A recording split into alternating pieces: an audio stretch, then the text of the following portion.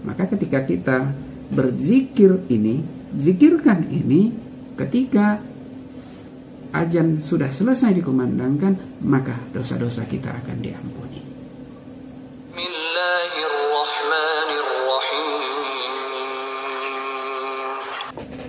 Assalamualaikum warahmatullahi wabarakatuh. Alhamdulillahirabbil alamin wa nasta'in ala umuri dunya waddin. Sallallahu ala nabiyina Muhammadin wa ala alihi wa sahbihi ajmain.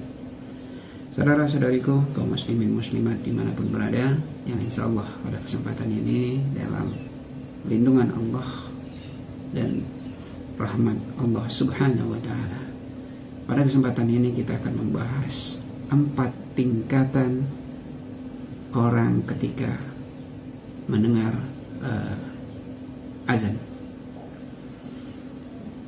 Saudara-saudariku, bahwa azan ini sebenarnya adalah sebuah syariat yang ditetapkan Nabi SAW melalui mimpi sahabat.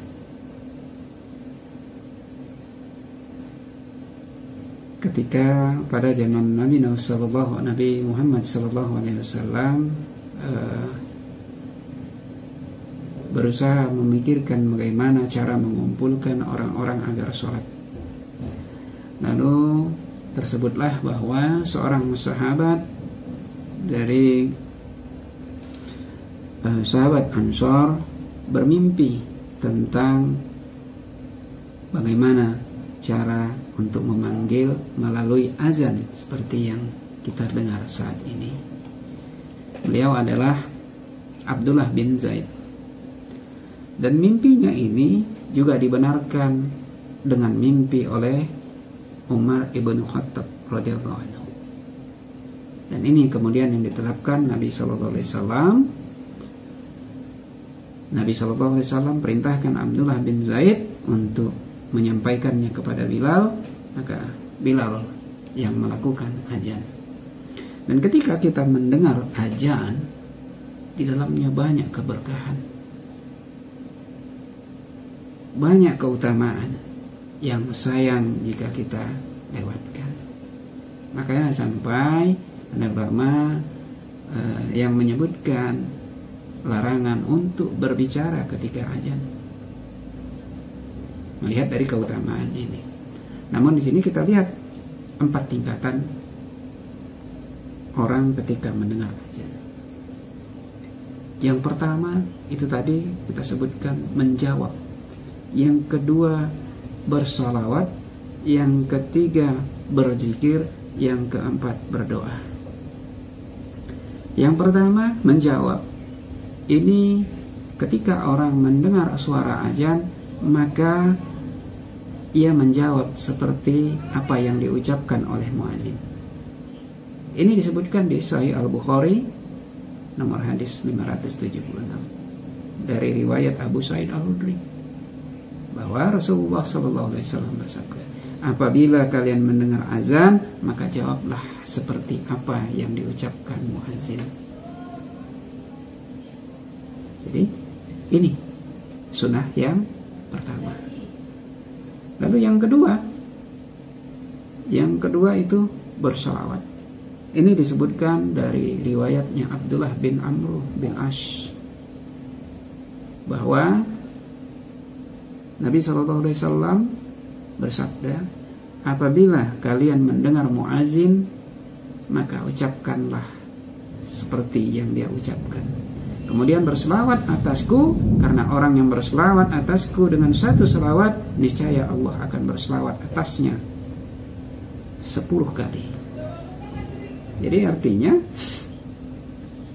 hadis ini menguatkan hadis dari Abu Sa'id Al-Khudri, mengulangi ucapan ditambah dengan bersalawat.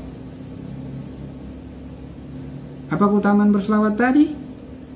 Ketika orang berselawat mendengarkan azan, maka Allah akan berselawat atasnya 10 kali. Nggak tanggung loh. Bukan manusia yang berselawat atas kita, tapi Allah yang berselawat atas kita karena kita berselawat kepada Nabi Shallallahu Alaihi Wasallam. Jadi artinya ketika baca Allahu Akbar, maka kita juga membaca, mengikuti seperti bacaan apa muadzin katakan. Lalu baca salawat.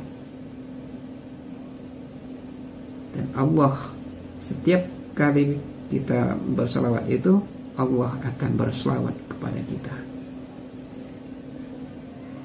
Apa enggak tangguh kita ketika dipuji, kita ketika didoakan oleh seorang pemimpin, katakanlah seorang bupati, katakanlah seorang gubernur, katakan seorang presiden mendoakan kita, membanggakan kita.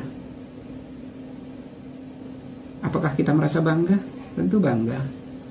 Tapi ini harusnya kita jadi lebih bangga. Karena Allah yang berselawat atas kita. Sang pemilik langit dan bumi dan pemilik kita sendiri dan pencipta kita. Berselawat atas diri kita. Tentunya ini sebuah kebanggaan yang tidak terhitung. Ini keutamaannya. Makanya sayang jika kita ketika azan mungkin kita ngobrol. Jadi ketika azan muadzin mengumandangkan azan, maka ikuti apa yang diucapkannya, lalu tambah berselawat. Maka setiap selawat kita itu Allah akan berselawat atas kita 10 kali. Itu yang kedua. Lalu yang ketiga, yaitu ketika kita selesai azan atau muadzin udah mengumandangkan azannya, maka yang keempat adalah kita berzikir. Seperti apa zikirnya? Ini disebutkan di Sunan At-Tirmizi nomor hadis 1994. Nabi SAW bersabda, barang siapa ketika mendengar muadzin lalu mengucapkan wa anna ashhadu an la ilaha illallah wahdahu la syarikalah wa anna muhammadan abduhu wa rasuluh raditu billahi rabba wa bi muhammadin rasulan wa bil islami dinan. Aku bersaksi bahwa tidak ada Tuhan yang berhak untuk disembah selain Allah yang Maha Esa, tidak ada sekutu baginya, dan sungguhnya Muhammad adalah hamba dan utusannya. Dan aku rela Allah sebagai Tuhan, Muhammad sebagai Rasul, dan Islam sebagai agama. Maka dosa-dosanya akan diampuni.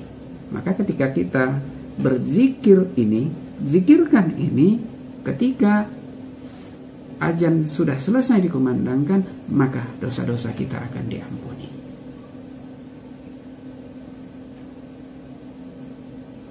Ini keutamaannya. Dengan zikir ini dosa-dosa kita diampuni. Dan yang keempat adalah berdoa.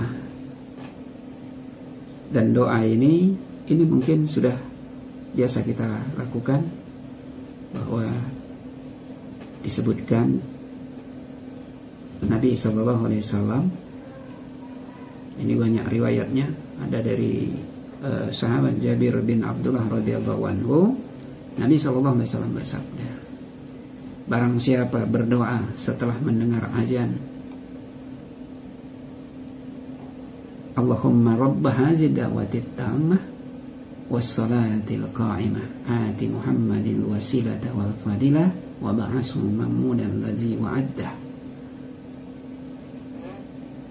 Ya Allah, pemilik panggilan yang sempurna ini dan sholat yang didirikan, berilah Muhammad wasilah dan keutamaan, dan bangkitkanlah dia pada tempat yang terpuji yang telah engkau janjikan padanya, melainkan ia mendapatkan syafaat pada hari kiamat. Maka kita yang berdoa dengan ini, maka kita berhak benar-benar akan mendapatkan syafaat pada hari kiamat. Ini keutamaan daripada berdoa ketika selesai azan dikumandangkan. Itu tadi 4 sunnah, 4 tingkatan ketika kita mendengar azan. Sebenarnya kalau mau kita tarik ya bisa 5. Siapa itu? Ya mereka yang tidak berbuat apa-apa, orang yang tidak menjalankan sunnah apa-apa ketika azan yang dikumandangkan. Mungkin dia cerita, mungkin dia berguyur, mungkin pura-pura tidak tahu. Itu termasuk tingkatan yang paling awam. Baru yang selanjutnya tadi mengikuti ucapan seperti apa yang disampaikan oleh muadzin. Yang kedua bersolawat. Yang ketiga itu tadi berzikir. Yang keempat berdoa mohon wasilah. Ini daripada 4 tingkatan sunnah ketika mendengar azan. Dan memang untuk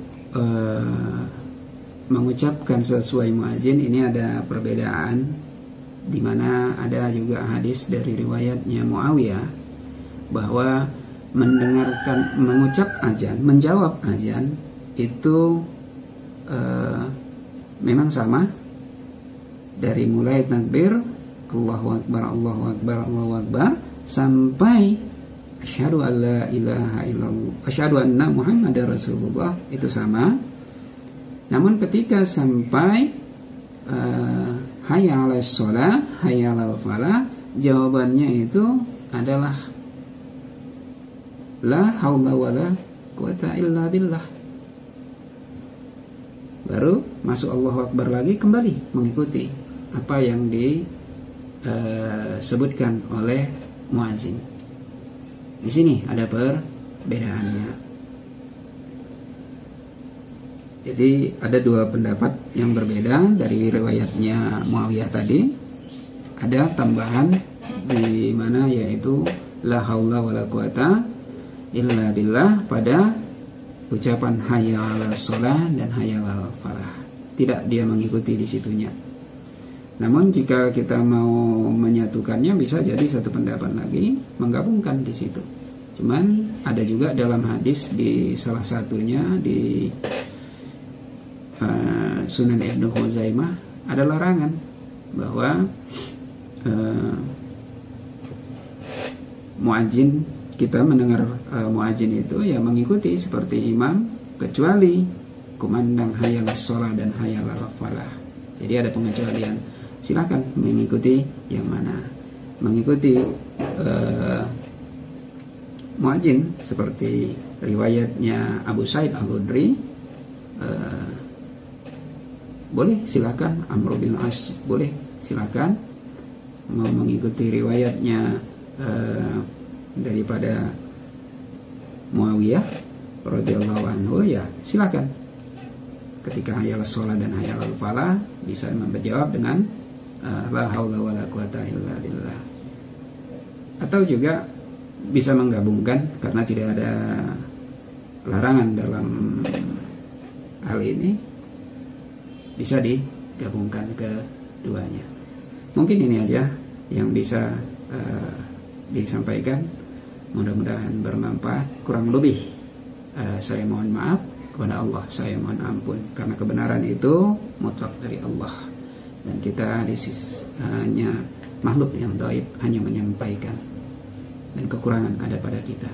Billahi taufiq wal hidayah. Assalamualaikum warahmatullahi wabarakatuh.